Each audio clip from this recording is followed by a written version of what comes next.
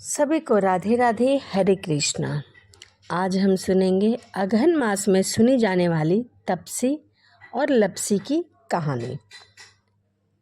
एक तपसी था, एक लपसी था। दोनों भाई थे। तपसी जो था हमेशा भगवान की तपस्या में लीन रहता था।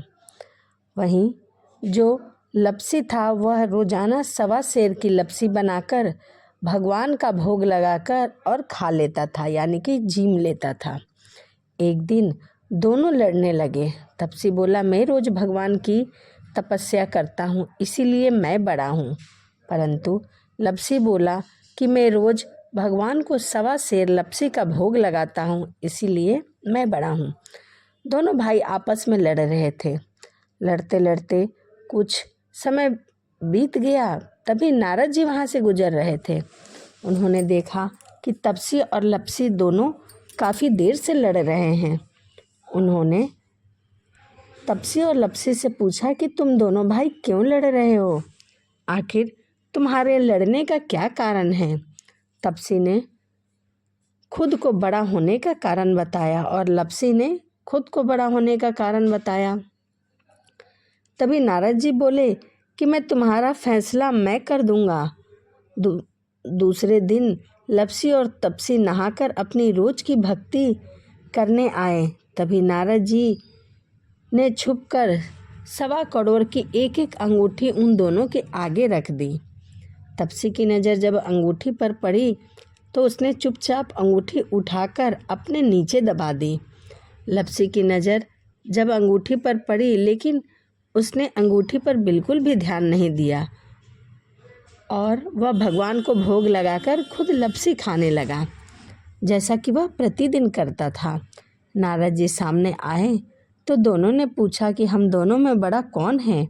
तभी नारद जी ने लपसी से खड़ा होने को कहा। वह दोनों खड़े हुए। उसके नीचे दबी अंगूठी दिखाई पड़ी।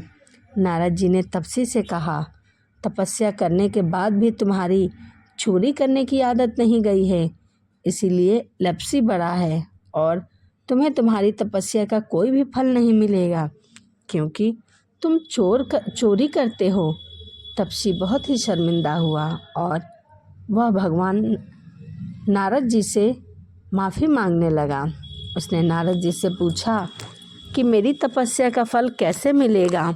मैं इतनी तपस्या करता हूँ, हे प्रभु, यह व्यर्थ न जाए, इसलिए कोई नियम बताएं। नारद जी ने कहा, यदि कोई गाय और कुत्ते की रोटी नहीं बनाएगा तब उसका फल तुझे मिलेगा। यदि कोई ब्राह्मण को भोजन करवाकर दक्षिणा नहीं देगा, उसका फल तुझे मिलेगा। यदि कोई स्त्री साड़ी के साथ ब्लाउज नहीं देगी तो उसका फल तुझे मिलेगा। यदि कोई दिए से दिया जलाएगा तो उसका फल तुझे मिलेगा।